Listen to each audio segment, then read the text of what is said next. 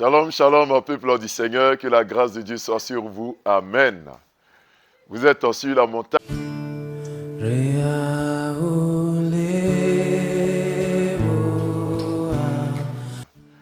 Vous êtes sur la montagne, à notre moment quotidien de prière.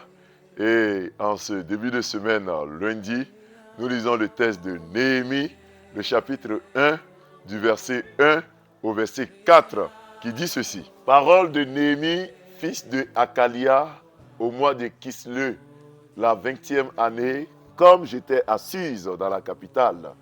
Anani, l'un de mes frères, et quelques hommes arrivèrent de Juda. Je les questionnai au sujet des Juifs réchappés qui étaient restés de la captivité et au sujet de Jérusalem. Ils me répondirent, ceux qui sont restés de la captivité sont là dans la province, au comble du malheur et de l'opprobre.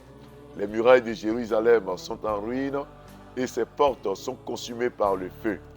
Lorsque j'entendis ces choses, je m'assis, je pleurai et je fus plusieurs jours dans la désolation.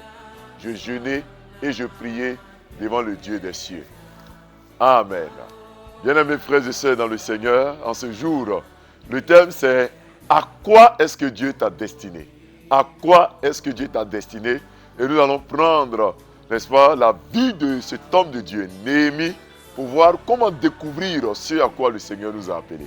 Comment savoir que c'est ce pourquoi nous sommes sur la terre. Néhémie était un haut fonctionnaire du peuple de Juda, de Jérusalem, qui a été déporté à Suse.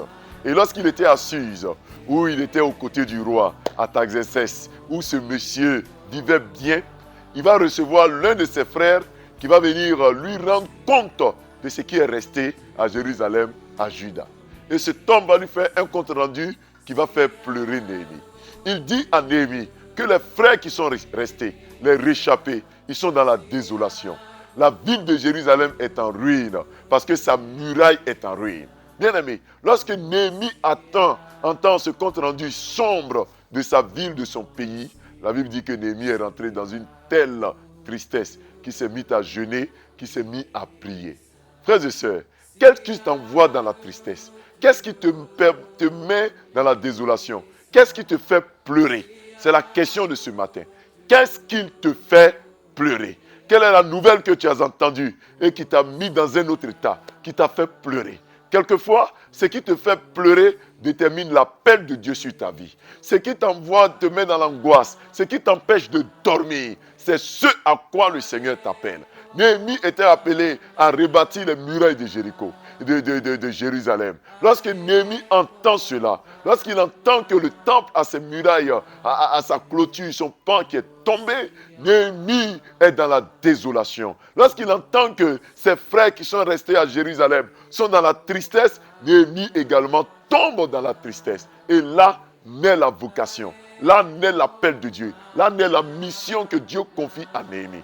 Frères et sœurs, ce qui t'empêche de dormir, ce qui t'empêche de sommeiller, ce qui te plonge dans la désolation, dans la tristesse, je dirais, c'est ce qui est quelquefois l'appel de Dieu. Quelle est l'information qui te gêne tant? Quelle est l'information qui te tourmente tant, dont tu passes toute la nuit à réfléchir? Quelle est la solution que tu cherches pour un quelconque problème? C'est à cela que le Seigneur t'appelle. Quelquefois, pour les informations que vous recevez de vos frères, vous êtes dans la tristesse, vous cherchez la solution. J'ai connu des personnes qui ne peuvent pas dormir à cause de leurs enfants, qui ne peuvent pas dormir à cause d'un projet, à cause d'une entreprise, qui cherchent des voies et moyens, qui cherchent des solutions. Quelquefois, ce n'est même pas pour eux, mais c'est pour les autres. Je connais des frères et sœurs qui mènent des ambassades pour aller faire des réconciliations, qui font tout pour que les gens se réconcilient. Cela montre que c'est un appel de Dieu sur ta vie. Quelquefois, tu réfléchis. Tu vois les enfants qui sont dans la rue. Tu vois des enfants qui peinent à manger. Et ça te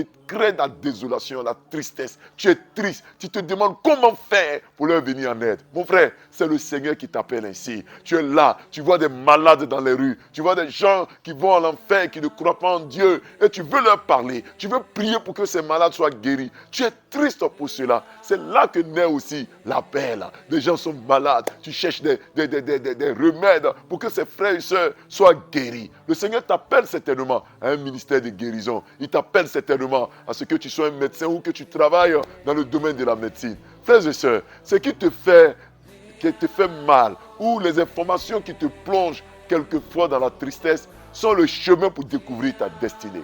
Néhémie a découvert ici que Dieu l'appelait à rebâtir les murailles qui étaient tombées. Mon frère, ma soeur, si tu es triste parce que les autres ne sont pas heureux, si tu es triste quand ça ne va pas chez les autres, Dieu t'appelle aussi quelquefois à un ministère de consolation. Tu peux être à l'église, tu vois des problèmes de l'église et tu pries pour que le Seigneur change cela. Tu es certainement appelé à intercéder, à prier pour les autres. Mon frère, lève-toi, prends ton bâton de pèlerin, selon ce que le Seigneur a mis dans ton cœur. Ne fuis pas ce qui est dans ton cœur. Lève-toi et fais ce à quoi le Seigneur t'appelle. Tu verras, tout ira. Au nom de Jésus. Amen.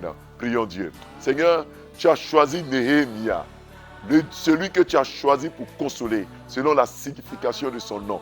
Et tu as mis dans son cœur ces informations que un de ses frères venus du pays lui a apportées. Depuis lors, Néhémie a été touché.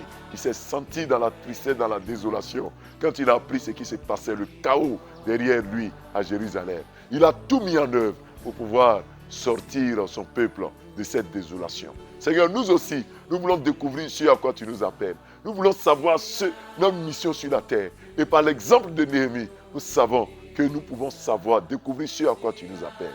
Ce qui nous tourmente, ce qui remplit notre cœur, ce que nous n'avons pas encore fait et qui nous met dans le désespoir. Seigneur, c'est à cela que tu nous appelles. Donne-nous de répondre à ton appel. Donne-nous de répondre à ce pourquoi tu nous as appelés. Tu as appelé des gens à bâtir des grandes entreprises, des gens à être des conseillers pour leurs enfants, des conseillers pour le quartier. Tu as appelé certains à prier, à intercéder, d'autres à être pasteurs, prophètes. Tu as appelé d'autres à bâtir des maisons, à être dans l'immobilier pour combler ce vide. Tu as appelé d'autres à être dans la politique pour soigner l'image de la politique, pour être des canaux de bénédiction pour nos nations. Seigneur, tous sont appelés à être médecins, avocats, pour défendre la cause des nécessiteux. Éternel, bénis ces frères et sœurs. Bénis-les et donne-leur de réaliser ce pourquoi ils sont sur la terre. Bénis-les et que ce début de semaine soit un début de semaine fructueux. Bénis chacun d'entre nous. Permets que ta grâce soit sur nous au nom de Jésus-Christ. Amen. Bien-aimés, nous avons été très heureux d'être avec vous sur la montagne. Retrouvons-nous dès demain mardi à partir de 5h30. Shalom.